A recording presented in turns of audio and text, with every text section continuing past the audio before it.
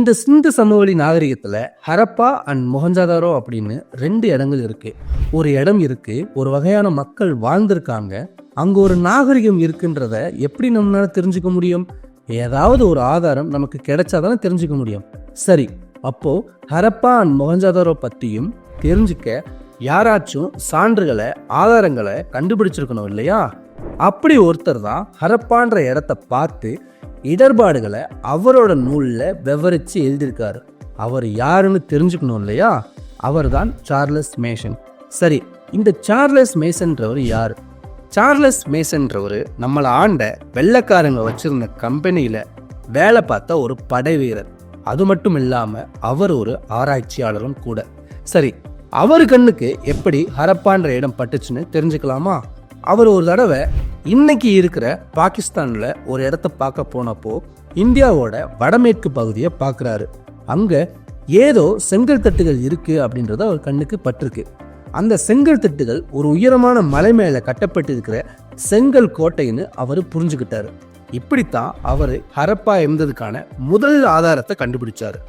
இந்த சிந்து சமவெளி நாகரிகத்துக்கு பக்கத்தில் இருந்த லாகூருக்கும் கராச்சிக்கும் இடையில முதல் ரயில் பாதையை 1856 தான் போட்டாங்க.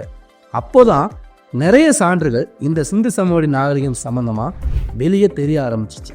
சரி, இந்த ஹரப்பா அண்ட் மொஹஞ்சதாரோ இந்த இடங்களை எல்லாம் எப்போதான் அகழாய்வு செய்ய ஆரம்பிச்சாங்கன்னு தெரிஞ்சுக்கணும் இல்லையா? 1920 தான் இங்க ஏதோ மக்கள் வாழ்ந்திருக்காங்கன்னு ஆராய்ச்சியாளர்கள்லாம் நினைச்சு ஆய்வு பண்ண ஆரம்பிச்சாங்க. இதுக்கிடையில ஜான் மாசில்ன்ற ஒரு ஆராய்ச்சியாளர் தான் இந்த ஹரப்பாவுக்கும் மொஹஞ்சதாரோவுக்கும் இடையில பொதுவான அம்சங்கள், அதாவது ஒரே மாதிரியான விஷயங்கள் இருக்குன்னு கண்டுபிடிச்சாரு. இந்த வாழ்வியலுக்கும் மக்கள் வாழ்ந்த முறைக்கும் எவ்வளவு பெயர்கள் இருந்தாலும் ஏன் நாகரிகம்னு சொல்றாங்கன்னு கேள்வி உங்களுக்கு இருக்கலாம். இந்த நாகரிகம்ன்ற சொல் எங்க இருந்து வந்துச்சுன்னு தோணலாம்.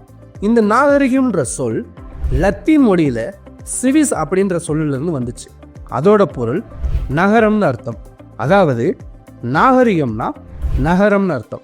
சரி, இந்த தொழிலாளர்கள் எல்லாம் எப்படி இந்த மாதிரி நாகரிகங்களை கண்டுபிடிச்சாங்கன்னு தோணுதில்ல?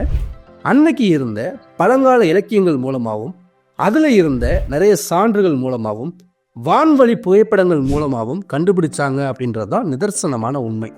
இப்போ ஹரப்பா மொஹஞ்சதாரோ இதுல எது பழமையான நாகரிகம் அப்படின்றத தொழிலாளர்கள் கண்டுபிடிச்சாங்களா இல்லையான்னு தானே யோசிக்கிறீங்க. ஹரப்பா தாங்க பழமையான நாகரிகம். ஹரப்பா அண்ட் மொஹஞ்சதாரோ இந்த 2 இடத்துல இருந்தும் கிடைச்ச மட்பாண்டங்களை ஆராயும் போது சின்ன சின்ன வித்தியாசங்களை ஆராய்ச்சி பண்ணவங்க கண்ணுக்கு தெரிஞ்சிருக்கு. அதில் இருந்து தான் முடிவு பண்ணியிருக்காங்க ஹரப்பா தான் பழமையான நாகரிகம்னு.